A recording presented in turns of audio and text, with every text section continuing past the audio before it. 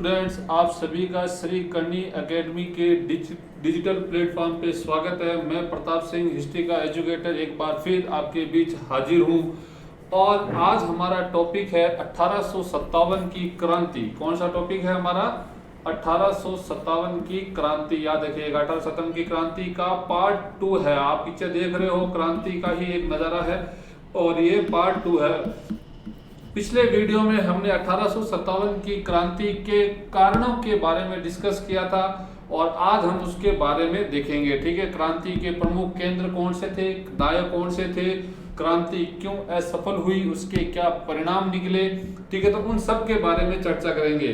और पिछले वीडियो में हमने किसके बारे में चर्चा की थी? 1857 की क्रांति के कारण क्या रहे थे। ठीक है, तो कारणों को एक बार मैं आपको फिर से जल्दबाजी में थोड़ा जल्दी में बता देता हूं कि क्या क्या कारण रहे थे। यदि हम राजनीतिक कारणों की बात करें तो बहादुर शाह जफर के साथ दुर्व्यवहार करना, अंग्रेजों के द्वारा बहादुर शाह जफर के साथ में दुर्व्यवहार करना, जिससे मुस्लिम जनता नाराज हो गई थी विशेषकर। ठीक है, इनाम कमीशन के द्वारा बहुत से जागीरदारों की जागीरों को जब्त कर लिया गया था। सहायक संधि कह लीजिए और गोद निषेध नीति, डलहौजी की गोद निषेध नीति कह लीजिए। ठीक है ना, तो ऐसे कई राजनीतिक कारण थे। और अवध को कुशासन के आधार पे हड़पना। आर्थिक कारण की बात करें तो अंग्रेजों द्वारा भारतीय जनता का शोषण करना। ठीक है, सामाजिक कारण की बात करें तो वो भारतीयों को नस्लीय भेदभाव की दृष्टि से देखते थे और उनके साथ नस्लीय भेदभाव करते थे। ठीक है, और गोरे काले का भेदभाव करते थे। याद रखिएगा। धार्मिक कारण की बात करें तो एक तो अंग्रेज भारतीय धर्म को बुरा बताते थे और दूसरा वो भारतीय जनता को ऐसा लगता था जैसे वह भारतीयों को ईसाई बनाना चाहते हैं, क्योंकि 1813 का जो एक्ट पारित हुआ था उसके द्वारा ईसाई मिशनरियों को भारत में धर्म प्रचार करने की छूट मिल गई थी। और आपको पता होगा एक 1850 ईस्वी में धार्मिक अयोग्यता अधिनियम पारित हुआ था। यदि कोई व्यक्ति ईसाई धर्म स्वीकार करता तो उसको पैतृक संपत्ति से वंचित नहीं किया जा सकता। तो ये सभी कारण क्या थे कि भाई क्रांति के कारण थे। और इन क्रांति के कारणों में तत्कालीन कारण कौन सा था कि भाई चर्बी वाले कारतूसों का प्रयोग। ब्राउन बेस एक पुरानी राइफल थी, उसकी जगह एक नई बंदूक लाई गई। ठीक है ना, उसका नाम था एनफील्ड राइफल और उसपे जो कारतूस थे उनपे गाय और सूअर की चर्बी लगी होती थी। ठीक है, तो 29 मार्च को मंगल पांडे ने बैरकपुर छावनी में मंगल पांडे ने 2 अंग्रेज अधिकारियों की गोली मार के हत्या कर दी थी। याद रखिएगा। ठीक है, और बाद में 10 मई को क्रांति की शुरुआत होती है। 10 मई को क्रांति की शुरुआत होती है। कहां से? मेरठ से होती है। और क्रांति की पहले जो डेट रखी गई थी वो कितनी थी? 31 मई। भाई क्रांति की जो योजना बनाई गई, योजना बनाने वालों में कौन थे? क्रांति के सूत्रधार नाना साहिब और अजीमुल्ला। नाना साहिब और अजीमुल्ला ये क्रांति के सूत्रधार थे, यानी कि क्रांति की योजना बनाने वाले थे। और इन्होंने क्रांति की योजना कब बनाई थी? 31 मई को। लेकिन 10 मई को ही मेरठ से क्रांति की शुरुआत हो गई थी, यानी कि समय से पहले ही क्रांति की शुरुआत हो गई थी। अब आगे देखते हैं कि क्रांति कहां कहां फैली। तो ठीक है, इसके बारे में डिस्कशन करते हैं। तो कारणों को भी अच्छी तरह याद कर लीजिएगा। ठीक है ना, कारण क्या रहे थे? 4-5 प्रमुख कारण है। राजनीतिक, सामाजिक, आर्थिक, धार्मिक और तत्कालीन कारण। याद रखिएगा। और एक कारण आता है सैनिक कारण, तो उसको भी आप ध्यान में रखिएगा। और 1857 की क्रांति का ऐसा चैप्टर है, चाहे आपकी अर्धवार्षिक परीक्षा हो चाहे वार्षिक परीक्षा हो, इससे संबंधित एक प्रश्न जरूर पूछा जाता है। एक से अधिक भी आता है कई बार, कभी लघुरात्मक में दे दिया, निबंधात्मक भी पूछ लिया, यानी कि एक प्रश्न तो अवश्य ही पूछा जाएगा इससे संबंधित। ठीक है, अब आगे देखते हैं क्रांति का आगे कैसे विस्तार होता है। अब देखते हैं क्रांति के प्रमुख केंद्र और नायक कौन थे। देखिए, 10 मई को क्रांति की शुरुआत होती है। ठीक है ना, और दिल्ली में कब होती है? 12 मई को। जो 10 मई को क्रांति करते हैं वो 12 मई को दिल्ली पर अधिकार कर लेते हैं और बहादुर शाह जफर को अपना नेता स्वीकार करते हैं। इन्हों क्या करते हैं? क्रांति का लीडर बना देते हैं बहादुर शाह जफर। आप फोटो देख सकते हो बहादुर शाह जफर की। ठीक है, और इनके सेनापति थे वक्त खां। इन्होंने दिल्ली में क्रांति का नेतृत्व किया था। याद रखिएगा, इन्होंने दिल्ली में क्रांति का नेतृत्व किया था। आपको ध्यान में क्या रखना है कि भाई प्रमुख केंद्र कौन से थे और वहां पे क्रांति का नेतृत्व करने वाले कौन थे, ये आपको प्रमुख रूप से याद रखना है। आपको पूछा जाए कि भाई दिल्ली में क्रांति के प्रमुख नेतृत्वकर्ता या प्रमुख नेता कौन थे, तो आपको जवाब देना है बहादुर शाह जफर। क्या जवाब देना है? बहादुर, या बहादुर है, टाइपिंग मिस्टेक है थोड़ी सी, बहादुर शाह जफर। और जफर इनका उपनाम है और ये जफर नाम से शायरी लिखते थे, याद रखिएगा, जफर नाम से क्या लिखते थे? शायरी लिखते थे। और इन्हें क्रांति के बाद में कहां भेज दिया गया था? रंगून भेज दिया गया था, रंगून, ठीक है।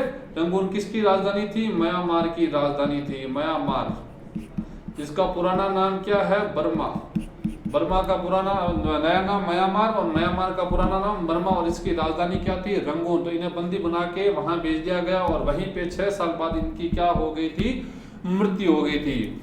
फिर आता है अवध।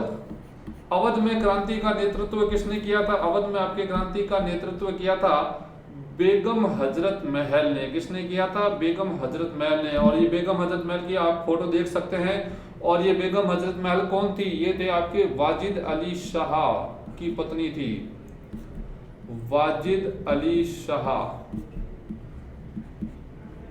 की पत्नी थी, याद रखिएगा, वाजिद अली शाह। और वाजिद अली शाह कौन थे? कि भाई जब 1856 ईस्वी में अवध को हड़पा गया, और अवध को किस आधार पे हड़पा गया था? कुशासन के आधार पर। ये क्वेश्चन भी याद रखिएगा। जब अवध के शासक कौन थे? वाजिद अली साहब थे।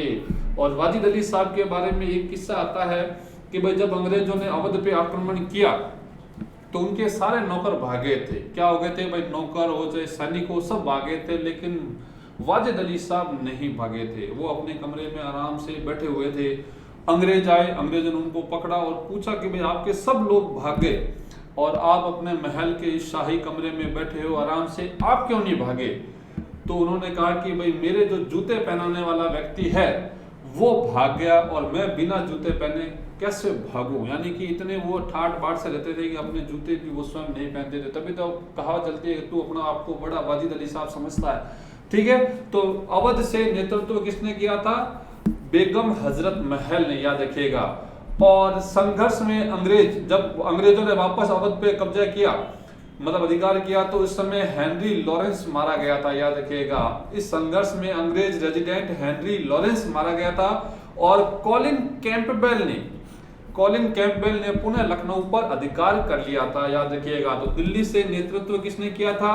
आपके बहादुर शाह जफर। और बख्त खान ने बहादुर शाह को बंदी बना के कहां भेज दिया? अंग्रेजों ने 5 दिन के बाद में ही दिल्ली पर कब्जा कर लिया था, वापस अधिकार कर लिया था, ठीक है। और बहादुर शाह को बंदी बना के कहां भेज दिया गया था? रंगून। और इससे पहले इनके 2 बेटों को इनके सामने गोली से उड़ा दिया गया था, याद रखिएगा, ठीक है। और अवध से नेतृत्व किसने किया था? बेगम हजरत महल ने। और इस संघर्ष में अंग्रेज रेजिडेंट हेनरी लॉरेंस मारा गया था और कॉलिन कैंपबेल ने पुनः लखनऊ पे क्या कर लिया था? अधिकार कर लिया था। आगे देखते हैं नेक्स्ट। कानपुर से किसने नेतृत्व किया था? आपके कानपुर से किया था नाना साहेब ने। किसने किया था? नाना साहेब ने। और ये पेशवा बाजीराव के दत्तक पुत्र थे, बाजीराव के दत्तक पुत्र। और इनका साथ किसने दिया था? तात्या टोपे। और वापस किसने अधिकार किया था? कॉलिन कैंपबेल ने अधिकार किया था। वापस किसने अधिकार किया था? कॉलिन कैंपबेल ने कानपुर पे अधिकार किया था। और झांसी में आपको सभी को पता है, ये तो एक नॉर्मल बच्चे से भी पूछा जाए तो वो जवाब दे देगा भाई झांसी की रानी कौन थी? झांसी की रानी तो लक्ष्मीबाई थी। आप फोटो दे सकते हैं। और ये तात्या टोपे की फोटो है। किसकी है? तात्या टोपे की फोटो है। तात्या टोपे भी 1757 की क्रांति के एक महत्वपूर्ण नेता रहे हैं, याद रखिएगा, ठीक है। और रानी लक्ष्मीबाई की फोटो आप देख सकते हैं कि ये रानी लक्ष्मीबाई थी। और झांसी पर वापस किसने अधिकार किया था? जनरल ह्यूरोज से लड़ते हुए रानी लक्ष्मीबाई वीर गति को प्राप्त हुई थी। और इनका नाम क्या था? मणिकर्णिका। फिल्म भी आई थी अभी कंगना रनौत की, मणिकर्णिका, याद रखिएगा, मणिकर्णिका, ठीक है। और फिर आता है आपके बिहार में कुंवर सिंह ने नेतृत्व किया था। बिहार में कुंवर सिंह, नीचे फोटो देख सकते हैं आप कुंवर सिंह की। और इसे बूढ़ा शेर कहा जाता है। क्या कहा जाता है? बूढ़ा शेर कहा जाता है। और 1857 की क्रांति के एकमात्र ऐसे नेता थे जिन्होंने अंग्रेजों को पराजित किया था। ठीक है, अंग्रेजों से पराजित नहीं हुए थे और अंग्रेजों को पराजित किया था। और रुहेलखंड से नेतृत्व किसने किया था? अहमदुल्ला ने किया था। ठीक है, तो कानपुर से नाना साहिब तात्या टोपे ने, झांसी से रानी लक्ष्मीबाई ने, बिहार से कुंवर सिंह ने और रुहेलखंड से अहमदुल्ला ने किया था, याद रखिएगा। ठीक है, आगे देखते हैं नेक्स्ट है दक्षिण भारत में। देखिए, दक्षिण भारत में क्रांति का वो रूप नहीं देखने को मिलता है जो हमें उत्तर भारत में देखने को मिलता है।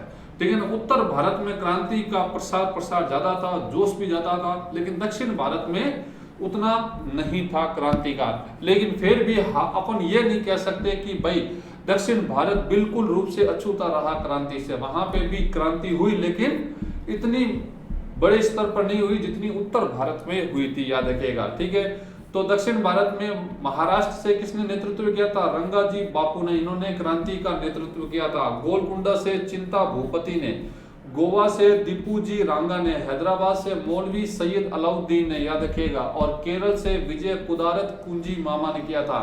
इन बातों को याद रखिएगा कि महाराष्ट्र से रंगा बापूजी, ठीक है, गोलकुंडा से चिंता भूपति, गोवा से दीपूजी रांगा, हैदराबाद से मौलवी अहमदुल्ला अलाउद्दीन, ठीक है, और केरल से विजय कुदारत कुंजी ने किया था। ठीक है, आगे देखते हैं नेक्स्ट अब आता है महत्वपूर्ण प्रश्न हमारा कि 1857 की क्रांति की असफलता के कारण क्या थे। भाई क्रांति हुई, लेकिन ये असफल क्यों हो गई? भाई क्रांति का तो मकसद क्या होता है? सत्ता परिवर्तन करना। ठीक है, जब क्रांति होती है तो क्या करना? मौजूदा व्यवस्था के खिलाफ जब कोई क्रांति होती है, विद्रोह होता है, तो भाई सत्ता का पलटना। लेकिन अंग्रेजी शासन तो बना रहा, तो यानी कि क्रांति सफल नहीं हुई थी। और इसके कारण क्या थे? पहला कारण आता है आपके कुशल व योग्य नेतृत्व का अभाव। देखिए, 1857 की क्रांति को मुख्य रूप से सैनिक विद्रोह कहा जाता है।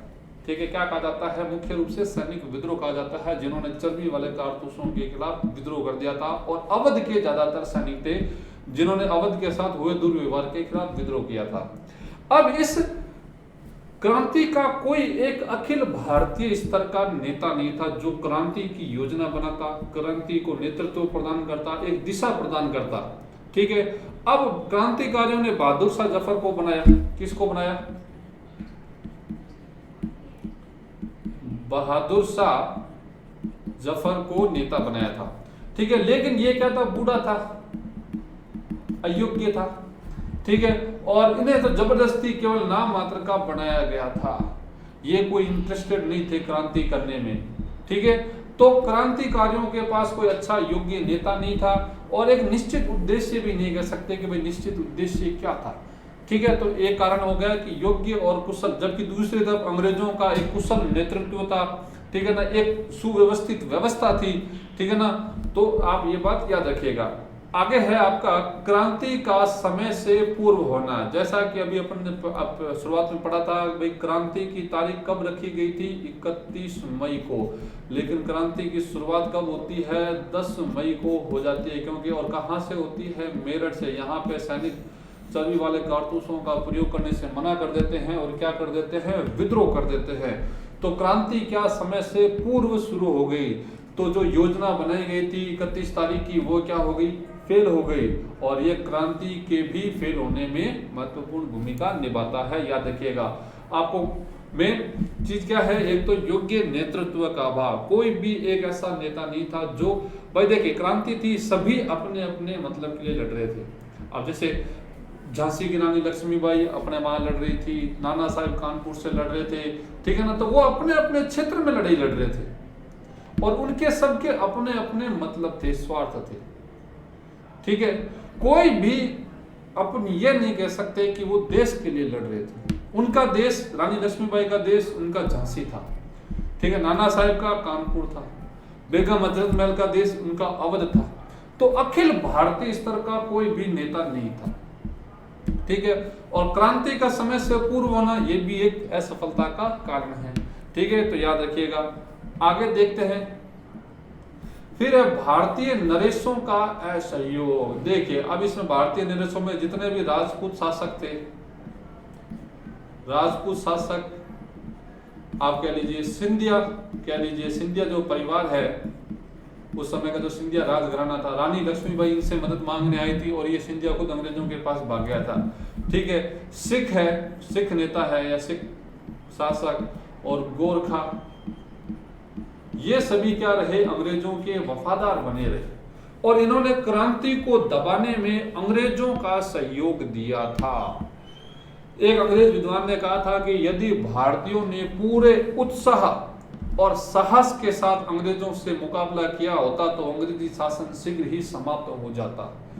एक अंग्रेज विद्वान ने क्या कहा था, रसेल विद्वान उनका नाम है, कि यदि भारतीयों ने पूरे जोश और उत्साह के साथ में अंग्रेजों का मुकाबला किया होता तो अंग्रेजी शासन शीघ्र ही समाप्त हो जाता।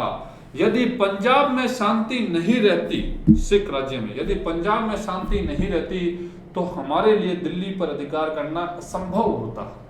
क्या होता, हमारे लिए दिल्ली पर अधिकार करना असंभव होता। आपको पता होगा कि 1848 में ही दूसरा आंग्ल सिख युद्ध हुआ था। ठीक है, और इस युद्ध में अंग्रेजों ने सिखों को पराजित कर दिया था और ये 1857 की क्रांति हुई थी, यानी कि 9 वर्ष का गैप ही था। फिर भी सिख इस क्रांति में क्या रहे, शांत रहे, उन्होंने अंग्रेजों के खिलाफ कोई भी बगावत नहीं की थी।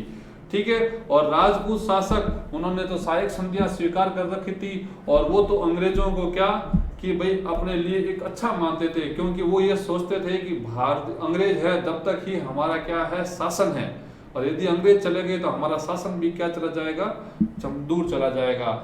और कुर्सी का मोह बहुत ही प्यारा होता है, कोई भी नहीं छोड़ना चाहता। तो उन्होंने भारतीय शासकों ने, अधिकांश भारतीय शासकों ने, ठीक है, अंग्रेजों का साथ दिया, क्रांतिकारियों का साथ नहीं दिया और विद्रोह को दबाने में अंग्रेजों का क्या किया, सहयोग किया था। दूसरा आता है जमींदार वर्ग, ठीक है, व्यापारी वर्ग और शिक्षित वर्ग की तटस्थता। अब देखिए जो शिक्षित वर्ग था, जो व्यापारी वर्ग था, ये तो अंग्रेजों मतलब व्यापारी तो आपकी ये कह लीजिए तटस्थ रहे, और शिक्षित वर्ग जो था वो तो अंग्रेज समर्थक था। जो प्रारंभिक भारत का शिक्षित वर्ग है वो तो क्या था, अंग्रेजों का समर्थक था। वो तो ये कहते थे कि अंग्रेज हैं भारत में, तभी तो भारत में इतनी सुविधाएं आई है, भारत इतना आधुनिक देश बना है। ठीक है, तो ये लोग क्या रहे, क्रांति से तटस्थ रहे। और अपन अगर बात करें निष्पक्ष होके तो 2-3 जगह ही इस क्रांति ने जन क्रांति का रूप लिया था, बाकी समय ये एक सैनिक क्रांति ही रही थी। ठीक है, क्या रही थी, सैनिक विद्रोह का ही रहा था। तो भारतीय शासकों ने इसमें सहयोग नहीं किया, जमींदारों ने नहीं किया, कुछ जमींदारों ने विद्रोह किया था, लेकिन अधिकांश जमींदार क्या रहे थे, अंग्रेजों के पक्ष में रहे थे, याद रखिएगा। आगे देखते हैं, नेक्स्ट है सीमित साधन। अब क्रांतिकारियों के पास में साधन नहीं, उनके पास में अच्छे हथियार नहीं, वो अपने तीर भाले से लड़ रहे हैं। ठीक है, तीर कमान से, तलवारों से, भाले से, और अंग्रेजों के पास में बंदूकें थी। आप कितनी ही अच्छी तलवार चला सकते हो लेकिन बंदूक का मुकाबला नहीं कर सकते हो। जबकि दूसरी तरफ अंग्रेज सेना के पास में पर्याप्त मात्रा में क्या थे, साधन थे, बंदूक थी, गोला बारूद थे और यातायात के साधन भी थे। क्या थे, यातायात और संचार के साधन भी थे। ठीक है, आपको पता होगा 1853 ईस्वी में पहली रेल चल गई थी और 1854 ईस्वी में टेलीग्राम सेवा भी, तार सेवा, और इसके माध्यम से आप तुरंत संदेश पहुंचा सकते थे, जबकि क्रांतिकारियों के पास में ये साधन नहीं थे। और यातायात, और अंग्रेज बड़ी संख्या में अपने सैनिकों को भारत के एक कोने से दूसरे कोने में आसानी से भेज सकते थे और उन्होंने भेजा, और जहां जहां विद्रोह था वहां तुरंत सेना भेज के और संचार जो तार सेवा थी उसके माध्यम से ऑर्डर भेज के उस विद्रोह को क्या कर दिया, समाप्त कर दिया था। फिर आता है निश्चित लक्ष्य और आदर्श का अभाव। अब देखिए, सैनिकों ने विद्रोह तो कर दिया, कई जगह पर आम जनता ने सहयोग भी किया, लेकिन किसी ने यह नहीं कहा कि क्रांति के पश्चात कैसी व्यवस्था होगी। क्रांति के पश्चात कैसी व्यवस्था होगी, ये किसी ने नहीं कहा। किसी उद्देश्य नहीं था कि भाई हमने विद्रोह किया, उन्होंने विद्रोह किया क्या, चर्बी वाले कारतूसों के खिलाफ विद्रोह किया, हम इस कारतूसों का प्रयोग नहीं करेंगे, ठीक है। अंग्रेजों ने कहा आपको करना पड़ेगा, तो उन्होंने बंदूकें चलाने से मना कर दी, मारा पीटी शुरू कर दी। लेकिन उनका एक उद्देश्य क्या था, देश को आजाद कराना, ऐसा कुछ था नहीं, ठीक है। और कोई एक योग्य नेता भी नहीं था। और क्रांति अगर अंग्रेजों को हम भारत से बाहर भी निकाल देंगे तो भारत पे राज कौन करेगा, कैसी शासन व्यवस्था होगी। अब आम जनता के मन में तो ये आएगा कि हम विद्रोह कर रहे हैं, पहली बात तो हम क्यों कर रहे हैं, अंग्रेजों को बाहर निकालना है, ठीक, अच्छी बात है, अंग्रेजों को हम भारत से बाहर निकाल देंगे। लेकिन उसके बाद में अंग्रेजों, भारतीय आम जनता के लिए तो जैसे अंग्रेज थे वैसे ही भारतीय शासक भी थे, ठीक है। तो ये बात आप याद रखिएगा। फिर है अंग्रेजों की कूटनीति। भाई अंग्रेजों ने अपनी कूटनीति के बल पे तो पूरा भारत का शासन किया था। एक व्यापारी के तौर पर आए थे और संपूर्ण भारत के क्या बन गए थे, शासक बन गए थे। और इस विद्रोह को दबाने में इस कूटनीति इनकी बहुत ही महत्वपूर्ण है। इसी कूटनीति के कारण तो भारत के बड़े बड़े शासक, बड़े बड़े राज्य अंग्रेजों के समर्थक रहे और उन्होंने विद्रोह को दबाने में अंग्रेजों का सहयोग किया था, ठीक है। तो ये क्या हो गया, आपके 1857 की क्रांति के असफलता के कारण हो गई। क्या हो गई, 1857 की क्रांति की असफलता के कारण। आगे देखते हैं क्रांति में क्या होता है। अब आता है क्रांति के परिणाम। क्या आता है, क्रांति के परिणाम। 1 नवंबर 1858 को 1 नवंबर 1858 को महारानी विक्टोरिया का घोषणा पत्र पढ़ा गया इलाहाबाद में। कहां पर, इलाहाबाद। महारानी विक्टोरिया का घोषणा पत्र।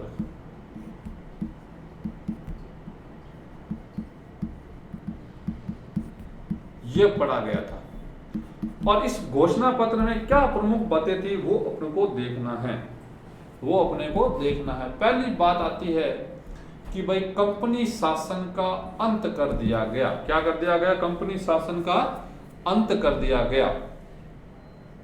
अब कंपनी शासन का अंत कैसे, कि अभी तक देखिए 1757 से लेकर 1857 तक भारत पे कौन राज कर रहा था, ईस्ट इंडिया कंपनी।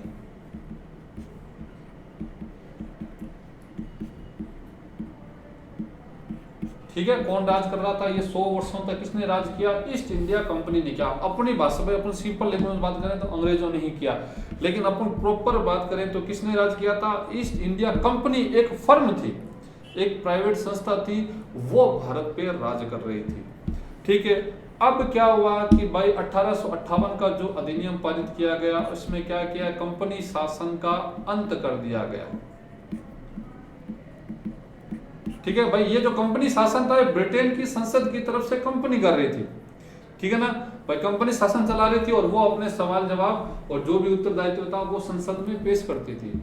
लेकिन अब कंपनी शासन का क्या हो गया, अंत हो गया, और अब संसद कौन, अब भारत में शासन कौन करेगा, सीधा ब्रिटिश संसद करेगी। क्या करेगी, ब्रिटिश संसद करेगी। और भारत में शासन चलाने के लिए एक भारत सचिव की नियुक्ति की गई। किसकी, भारत सचिव की नियुक्ति की गई, और इसके लिए 15 सदस्यों की एक परिषद का गठन किया गया। 15 सदस्यों की एक काउंसिल का गठन किया गया था, परिषद का गठन किया गया था, याद रखिएगा। ठीक है, इसके बाद इसमें और क्या चेंज होता है, एक नाम चेंज कर दिया गया कि गवर्नर जनरल जो था। पहला क्वेश्चन तो ये आता है कि 1857 की क्रांति के समय गवर्नर जनरल कौन था, तो लॉर्ड कैनिंग था, याद रखिएगा, कौन था, लॉर्ड कैनिंग। अब गवर्नर जनरल का नाम चेंज करके क्या कर दिया गया, वाइसराय कर दिया गया। गवर्नर जनरल का नाम बदल के वाइसराय कर दिया गया, और पहला वाइसराय भी कौन था, लॉर्ड कैनिंग था, याद रखिएगा। देखिए कुछ बातें हैं, याद रखिएगा। गवर्नर जनरल 1857 की क्रांति के समय भारत का मुगल शासक बहादुर शाह जफर, और कंपनी का गवर्नर जनरल यानी कि ईस्ट इंडिया कंपनी का गवर्नर जनरल कौन था, लॉर्ड कैनिंग। और अब क्या किया गया, क्रांति के बाद में गवर्नर जनरल का नाम बदल के क्या कर दिया गया, वाइसराय कर दिया गया। तो पूछा जाए कि भाई भारत का पहला वाइसराय कौन था, तो लॉर्ड कैनिंग। पूछा जाए अंतिम गवर्नर जनरल कौन था, तो लॉर्ड कैनिंग, क्योंकि नाम पोस्ट अब चेंज हो गया। जैसे 1833 का अधिनियम आया था, बंगाल के गवर्नर को भारत का गवर्नर जनरल बनाया गया था। बंगाल के गवर्नर जनरल का क्षेत्राधिकार संपूर्ण भारत पे बना दिया गया था। और भारत का पहला गवर्नर जनरल कौन था? 1833 में बना लॉर्ड विलियम बेंटिक। कौन था? Lord William Bentinck. तो कंपनी शासन का अंत हो गया और भारत का शासन किसके? ब्रिटिश संसद की कह लीजिए। और संसद का प्रमुख कौन होता है? ब्रिटिश ताज, यानी कि ब्रिटिश राजा, ब्रिटिश सम्राट। यानी कि अब भारत का शासन कौन चलाएगा? ब्रिटिश सम्राट चलाएगा। जैसे भारत का भी अभी भारत का शासन कौन चलाता है? राष्ट्रपति। लेकिन वास्तविक शक्ति किसके हाथ में होती है? प्रधानमंत्री के हाथ में, संसद के हाथ में है। तो वैसे ही ब्रिटिश सम्राट भी नाम मात्र का शासक है और वास्तविक शक्ति किसके हाथ में है? ब्रिटिश संसद या ब्रिटिश प्रधानमंत्री के हाथ में, याद रखिएगा। ठीक है। अब आता है सेना का पुनर्गठन।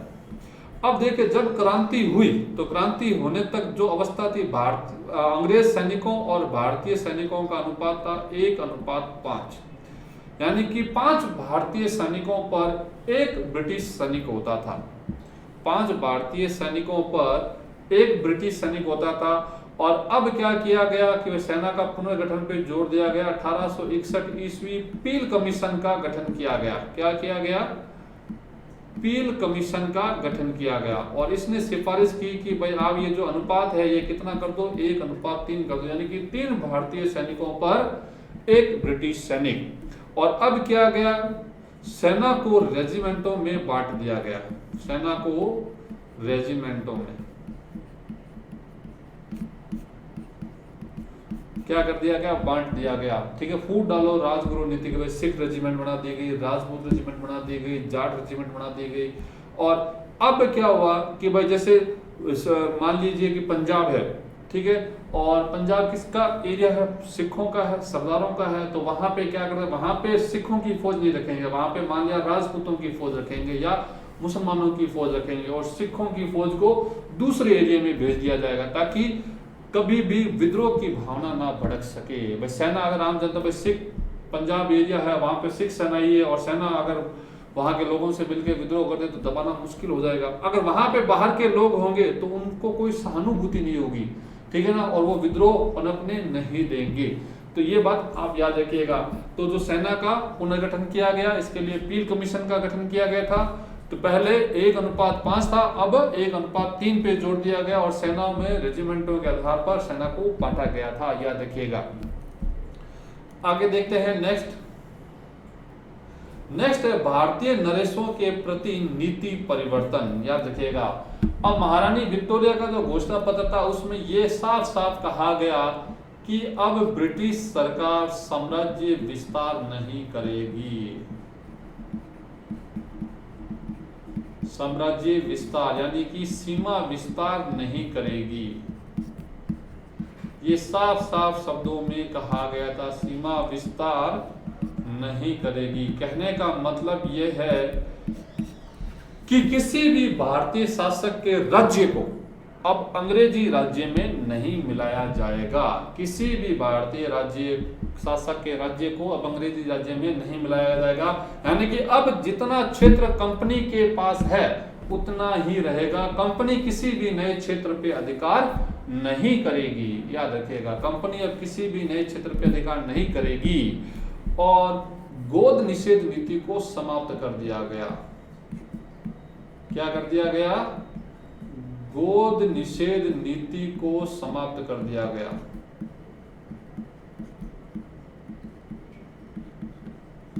गोद निषेध नीति को क्या कर दिया गया? समाप्त कर दिया गया। फिर आता है फूट डालो राज करो। क्या आता है? फूट डालो राज करो की नीति, ठीक है। अब देखिए, इस जो क्रांति हुई थी इसमें हिंदू मुसलमान सभी वर्गों ने भाग लिया था। क्या लिया था? हिंदू मुसलमान सभी वर्गों ने भाग लिया था और आपस में मिलकर लड़े थे।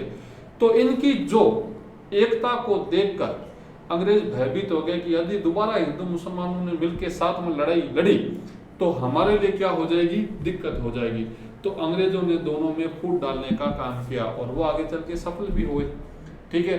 हिंदू मुसलमान दोनों मूर्ख थे जो अंग्रेजों की चाल को समझ नहीं पाए, ठीक है। तो हिंदू मुसलमानों की एकता को क्या कर दिया? उन्होंने ध्वस्त कर दिया और कहा था कि इनके बीच में फूट डालो और राज करो। ठीक है, तो याद रखिएगा। फिर आता है राष्ट्रीय आंदोलन को प्रोत्साहन। 1857 की क्रांति की जो घटना हुई उसने आगे चल के हमारे राष्ट्रीय आंदोलन को भी प्रोत्साहित किया था, और भारत में फिर राष्ट्रीय आंदोलन, स्वतंत्रता आंदोलन में इसने प्रोत्साहन का काम किया था। और राष्ट्रीय आंदोलन मतलब क्या, भारत की स्वतंत्रता का संघर्ष यहां से अपन कह सकते हैं कि शुरू हो गया था। ठीक है, आगे देखते हैं। अब आता है कि क्रांति का स्वरूप कैसा था। क्या आता है, क्रांति का स्वरूप कैसा था। देखिए, क्रांति के स्वरूप को लेकर विद्वानों में क्या है, मतभेद है। जो बाहर के इतिहासकार हैं या जो विद्वान हैं वो क्या कहते हैं कि भाई ये जो क्रांति थी ये सैनिक विद्रोह था, क्रांति नहीं थी, जनता का विद्रोह नहीं था। जो भारतीय विद्वान है वो ये कहते हैं कि ये भारत का पहला स्वतंत्रता संग्राम था। ठीक है, तो किस विद्वान ने क्या राय दी है अपन वो देखते हैं। तो सैनिक विद्रोह की संज्ञा किसने दी है, ठीक है, जॉन लॉरेंस और सीले ने कहा है। सर जॉन लॉरेंस और सीले ने क्या कहा है कि ये जो विद्रोह हुआ था ये क्या है, सैनिक विद्रोह है, जन विद्रोह नहीं है। क्यों, क्योंकि इसमें अधिकांश विद्रोही कौन थे, सैनिक ही थे, असंतुष्ट सैनिक थे, जिन्होंने चर्बी वाले कारतूसों के खिलाफ क्या किया था, विद्रोह किया था। ठीक है, तो याद रखिएगा। फिर आता है आपके मुस्लिम प्रतिक्रिया। ये किसने कहा है, जेम्स आउट्रम और डब्ल्यू टेलर ने कहा है। जेम्स आउट्रम और डब्ल्यू टेलर ने कहा है कि ये मुसलमानों का षड्यंत्र है, मुस्लिम प्रतिक्रिया है। हो सकता है कि उन्होंने बहादुर शाह जफर जो मुस्लिम शासक था उसके अपमान का बदला लेने के लिए ऐसा किया हो। ये कौन कह रहा है, जेम्स आउट्रम और डब्ल्यू टेलर ने कहा है। याद रखिएगा। जन क्रांति किसने कहा है, जन क्रांति कहा है आपके मॉलिसन ने। देखिए, अवध में, कोटा में इस आंदोलन ने जन आंदोलन का रूप ले लिया था। आम जनता भी अंग्रेजों के खिलाफ उतर आई थी। तो इस आधार पर मॉलिसन ने क्या कहा है कि भाई ये जन क्रांति थी। और अवध की जो जनता उतरी थी वो अपने शासक वाजिद अली शाह के समर्थन में उतरी थी। याद रखिएगा। प्रथम स्वतंत्रता संग्राम किसने कहा, वी.डी. सावरकर ने। ये क्वेश्चन पूछा भी जाता है कि भाई 1857 की क्रांति को प्रथम स्वतंत्रता संग्राम किसने कहा, वी.डी. सावरकर ने। इनकी पुस्तक है भारत का पहला स्वतंत्रता संग्राम, भारत का स्वतंत्रता संग्राम। इन्होंने इस नाम से पुस्तक भी लिखी है और इस पुस्तक पर अंग्रेजों ने बैन लगा दिया था। याद रखिएगा। फिर आता है राष्ट्रीय विद्रोह की संज्ञा। ये राष्ट्रीय विद्रोह, ये एकमात्र ब्रिटिश मतलब कह लीजिए यूरोपीय इतिहासकार है जिन्होंने इसे राष्ट्रीय विद्रोह की संज्ञा दी है। और वो कौन है, आपके बेंजामिन डिज़राइली है। कौन है, बेंजामिन डिज़राइली ने इसे राष्ट्रीय विद्रोह की संज्ञा दी है। क्या दी है, राष्ट्रीय विद्रोह की संज्ञा दी है। तो सैनिक विद्रोह जॉन लॉरेंस और सीले, मुस्लिम प्रतिक्रिया James Outram, W Taylor, Jan Kranti मॉलिसन, प्रथम स्वतंत्रता संग्राम वी.डी. सावरकर, ठीक है, और राष्ट्रीय विद्रोह बेंजामिन डिज़राइली ने कहा है। देखिए, ये हमारा टॉपिक पूरा होता है 1857 की क्रांति। बहुत ही मोस्ट टॉपिक है, आपको अच्छी तरह याद करना है और एक प्रश्न हमेशा पूछा ही जाता है और ज़्यादा कोई हार्ड टॉपिक नहीं है, इजी टॉपिक है। ठीक है, तो अपन एक बार वापस से इसको ब्रीफ करते हैं कि भाई पहले हमने क्या पढ़ा, कारण के बारे में पढ़ा। ठीक है, कारणों में प्रमुख कितने कारण हैं, 5 कारण हैं। कितने कारण हैं, 5 कारण हैं। राजनीतिक कारण, सामाजिक कारण, आर्थिक कारण, धार्मिक कारण, सैनिक कारण। ये 5 प्रमुख कारण हैं और एक तत्कालीन कारण, ठीक है, और वो है चर्बी वाले कारतूसों का प्रयोग। ठीक है, तो आप वो देख लीजिएगा आराम से। फिर आता है कि क्रांति के प्रमुख नेता और प्रमुख केंद्र कौन कौन से हैं। तो प्रमुख केंद्र आपके दिल्ली होता है, जहां पे सबसे पहले क्रांतिकारी दिल्ली पर ही कब्जा करते हैं कि भाई मेरठ से क्रांति की शुरुआत होती है और वो सीधे भाग कर कहाँ जाते हैं, दिल्ली जाते हैं। 10 मई को क्रांति की शुरुआत हुई और उस 12 मई को दिल्ली पर अधिकार कर लेते हैं। ठीक है, और बहादुर शाह जफर को अपना राजा घोषित कर देते हैं। क्या कर देते हैं, बहादुर शाह जफर को अपना राजा घोषित कर देते हैं। लेकिन अंग्रेज वापस अधिकार कर लेते हैं और बहादुर शाह को कहाँ भेज देते हैं, रंगून भेज देते हैं। ठीक है, और बहादुर शाह का साथ किसने दिया था, बख्त खान ने। फिर आता अवध में बेगम हजरत महल, कानपुर नाना साहिब तात्या टोपे, झांसी रानी लक्ष्मीबाई। ठीक है, और आता है आपके बिहार में ठाकुर कुंवर सिंह बूढ़ा शेर, एकमात्र ऐसे व्यक्ति जिन्होंने 1857 की क्रांति में अंग्रेजों को पराजित किया था और उनसे पराजित नहीं हुए थे, वो अपनी मौत मरे थे। ठीक है, तो ये हो गया। फिर आता है क्रांति की असफलता के कारण। भाई एक तो योग्य नेतृत्व का अभाव हो गया, संसाधन का अभाव, चाहे आप यातायात के साधन के लीजिए, चाहे संचार के साधन के लीजिए, चाहे हथियार के साधन, हथियार मान लीजिए कि ना तो क्रांतिकारियों के पास में हथियार थे, ना ही उनके पास में कोई संचार साधन थे कि वो अपनी बात को एक यहाँ से दूसरी जगह, एक जगह से दूसरी जगह पहुंचा दें। ठीक है। फिर क्रांति का समय से पहले शुरू होना, ठीक है, एक निश्चित उद्देश्य का अभाव, ठीक है, अंग्रेजों की कूटनीति, भारतीय शासकों का असहयोग, ये सभी कारण क्या थे, इस क्रांति की असफलता के कारण थे, याद रखिएगा। फिर परिणाम क्या निकला, 1 नवंबर 1858 को महारानी विक्टोरिया का घोषणा पत्र पढ़ा गया था इलाहाबाद में लॉर्ड कैनिंग के द्वारा, और उसमें क्या बातें कही गई थी। पहली बात, कंपनी शासन का अंत कर दिया गया, यानी कि ईस्ट इंडिया कंपनी को समाप्त कर दिया गया। सीधी सी लैंग्वेज में कहें तो ईस्ट इंडिया कंपनी को क्या कर दिया गया, समाप्त कर दिया गया। अब भारत पे राज कौन करेगा, ब्रिटिश ताज, ब्रिटिश महाराज, यानी कि ब्रिटिश क्राउन, वो भारत पे शासन करेगा। यानी कि भारत पे शासन अब किसके नाम से होगा, ब्रिटिश ताज के नाम से होगा। ठीक है। गवर्नर जनरल को वाइसराय बना दिया गया, लॉर्ड कैनिंग प्रथम वाइसराय थे। ठीक है। सेना का पुनर्गठन किया गया कि भाई 1:5 की जगह अब 1:3 पे जोड़ दिया गया, यानी कि 3 भारतीय सैनिकों पर 1 अंग्रेज सैनिक, और पील कमीशन का गठन किया गया था। ठीक है। भारतीय राजाओं को आश्वासन दिया गया कि अब उनके क्षेत्रों पर कब्जा नहीं किया जाएगा, यानी कि कंपनी अब सीमा विस्तार नहीं करेगी। कंपनी ने क्या नहीं करेगी, सीमा विस्तार नहीं करेगी। ठीक है। और फूट डालो राज करो की नीति पर जोर दिया गया। क्या किया गया, फूट डालो राज करो की नीति पर जोर दिया गया था, ये बात याद रखिएगा। ठीक है। अब आता है क्रांति के स्वरूप पर, तो सैनिक विद्रोह, जॉन लॉरेंस सीले, मुस्लिम प्रतिक्रिया, James Outram W Taylor, Jan Kranti, मॉलिसन, प्रथम स्वतंत्रता संग्राम, वीडी सावरकर, राष्ट्रीय विद्रोह, बेंजामिन डिज़राइली। ठीक है। और इसमें एक बात और याद रखिएगा कि भाई इस क्रांति का प्रतीक क्या था, आपके कमल का फूल और रोटी, कमल का फूल और रोटी इस क्रांति के क्या थे, प्रतीक थे, याद रखिएगा। कमल का फूल और रोटी, सिंपल जो चपाती होती है, वो इस क्रांति का क्या था, प्रतीक था। ठीक है। तो आज का ये जो हमारा टॉपिक था ये पूरा हुआ। ठीक है। उम्मीद करता हूं कि आपको समझ में आया होगा। ठीक है। अपन फिर मिलेंगे एक नए वीडियो के साथ, एक नए टॉपिक के साथ। तब तक के लिए बहुत बहुत धन्यवाद।